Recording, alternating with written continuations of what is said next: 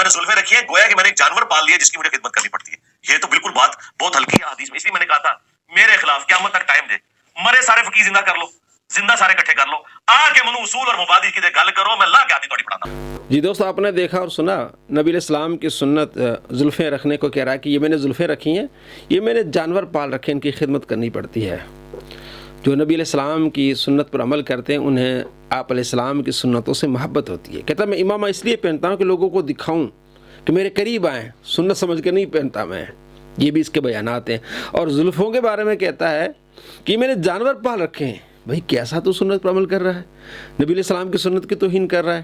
اور کہتا ہے میرے اصول و مبادی ایسے ہیں کہ زندہ مردوں سامنے میرے آ جائیں جناب میں لا کے ہاتھ پہ رکھ لوں گا. یہ ہے بدتمیزی. علمی کتابیں اس طرح کی باتیں نہیں کرتے.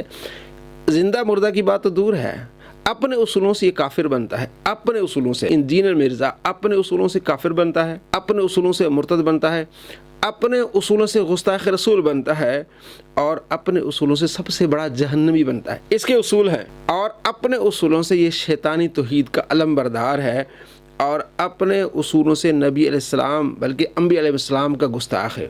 اس کے اصولوں سے آپ کی دو نمبریاں وہ لوگوں کے سامنے آ رہی ہیں کہ آپ اپنے اصولوں کے مطابق کافر ہیں.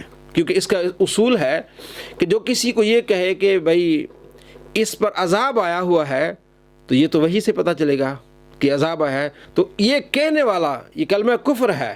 پہلی بات ہے جو لوگ ورڈنگ دیتے ہیں نا کسی کے بارے میں کہ اس پہ اللہ کا عذاب آ گیا, یہ کلمات کفر ہے کسی شخص کے بارے میں بولنا, کیونکہ اس کا تعلق علم الغیب کے ساتھ. آج کی ڈیٹ میں چونکہ پیغمبر وقت دنیا میں موجود نہیں ہے, لہٰذا کوئی بھی آنے والی تکلیف جو ہے اسے آپ قطعاً عذاب الہی نہیں کہہ سکتے, کیونکہ یہ خالصتاً علم الغیب سے تعلق رکھنے والی چیز ہے جو کہ صرف پیغمبر کے ساتھ خاص ہے.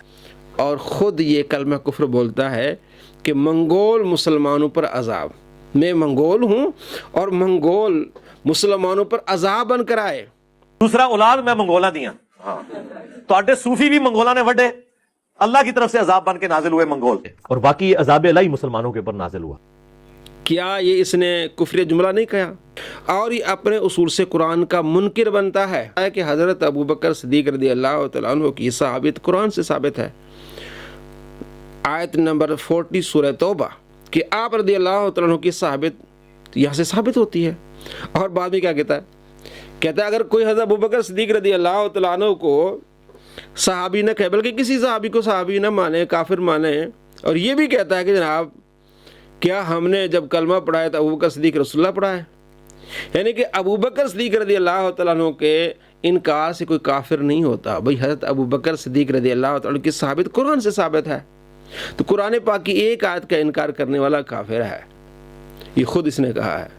سیدنا ابو بکر صدیق رضی اللہ تعالیٰ عنہ اس آیت کے تحت آپ صلی اللہ علیہ وسلم کے صحابی ہیں, کیونکہ یہ اس میں کیا الفاظ ہے, اذ یقول لصاحبہ, کہ جب وہ اپنے صحابی سے کہتے تھے ساتھی سے.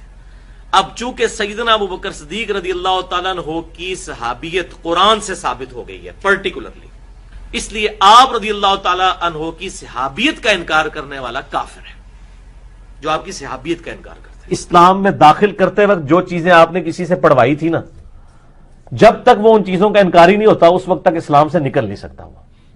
آپ جب کسی کو مسلمان کرتے ہیں تو کیا آپ اس کو کیا یہ پڑھاتے ہیں لا الہ الا اللہ محمد رسول اللہ ابو بکر ولی اللہ, تو اب حضرت ابو بکر کا انکار کرنے سے وہ اسلام سے نہیں نکلے.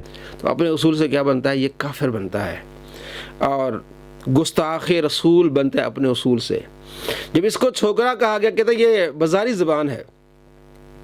اب اس کا اصول بن گیا نا کہ چھوکرا کہنا کیا ہے, بازاری زبان ہے, اور اپنے اصول سے یہ نبی صلی اللہ تعالیٰ علیہ وآلہ وسلم کی اسی لفظ سے, چھوکرے لفظ سے نبی علیہ السلام کی توہین کرتا ہے. کہتا ہے بازاری زبان نہیں ہے, یہ تو پاکستان, انڈیا, بنگلہ دیش میں بولی جاتی ہے. یہ شخص مرزا محمد علی جیلوی ہے جو کہ ایک جاہل چھوکرا ہے. حافظ عمر صدیق صاحب کی طرف سے ذرا یہ لینگویج سنیں, ان علماء کی لینگویج سنیں. یہ انجینئر محمد علی مرزا ایک جاہل چھوکرا ہے, الفاظ دیکھیں. حالانکہ مجھ سے وہ 5-7 سال ہی بڑے ہوں گے, اس سے زیادہ بڑے نہیں, لیکن یہ الفاظ ذرا آپ دیکھیں کس طرح کی بازاری لینگویج استعمال کی ہے. رکو ذرا, صبر کرو. پروفٹ کے مقابلے میں کھڑے ہوئے تھے, اور انہوں نے اپنی پبلک کی مت مار دی. 10 یہودی بھی ایسے نہیں تھے جو آپ پہ ایمان لائے ہوں آپ کی مبارک زندگی کے اندر. وہ کہتے تھے یہ کل کے چھوکرا آ کے ہمیں بتائے گا, وہ کہتے تھے یہ کل کے چھوکرا آ کے ہمیں بتائے گا. ایک میرا کلپ کاٹا جی, چھوکرے کا لفظ استعمال کیا, یہ کوئی نیگیٹو ورڈ ہے؟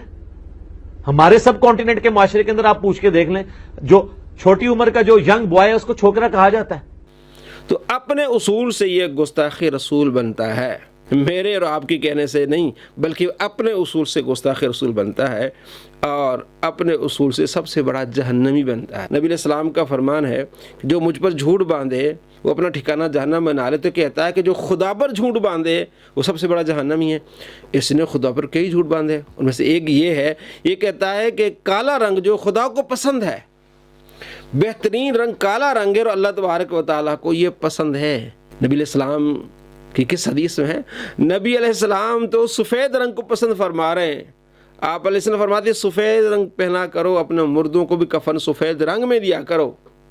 سفید رنگ صلی اللہ تعالیٰ علیہ وآلہ وسلم کو پسند ہے, کالا آپ علیہ السلام نے پہنا ہے, لیکن پسندیدہ رنگ کون سا ہے؟ وہ سفید ہے. تو یہ کہتا ہے کہ اللہ تبارک و تعالیٰ کے ہاں پسندیدہ رنگ سیاہ ہے, سفید نہیں. تو یہ اللہ تبارک و تعالیٰ پر اس نے جھوٹ باندھا ہے, اور یہ اپنے اصول سے سب سے بڑا جہنمی بنا. جب اسے کہا گیا کہ تو جو کہتا ہے نبی جیسا ہے کوئی نہیں, بابے تو شے کوئی نہیں, کل تو یہ کہے گا کہ اللہ جیسا ہے کوئی نہیں, نبی تو شے کوئی نہیں, کہتا یہ تو گستاخی ہے.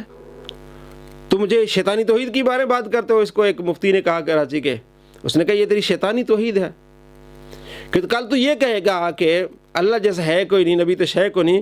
کہ بڑا غصے میں آیا, اس نے کہا یہ تم مجھ پر جھوٹ باندھتے ہو. بولتے ہو کہ ہم علی بھائی سے علمی اختلاف کرتے ہیں تو علی بھائی جو ہے وہ ہمیں آگے بدوائیں دیتے ہیں. تو ظالموں, علمی اختلاف کون سا کیا تم لوگوں نے؟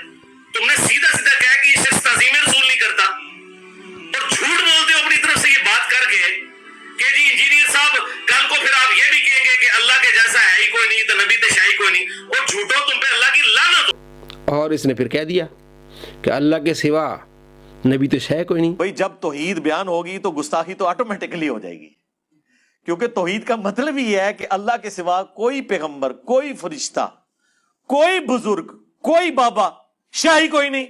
تو اپنے اصول سے یہ کیا بن گیا؟ گستاخ بن گیا.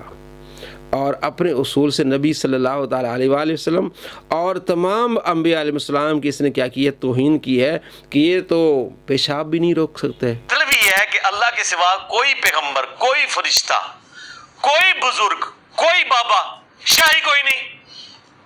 توحید کا تو مطلب ہی یہی ہے کہ کوئی انسان اپنا پیشاب بھی نہیں روک سکتا, خواہ وہ پیغمبر ہو یا ہم انسان ہو.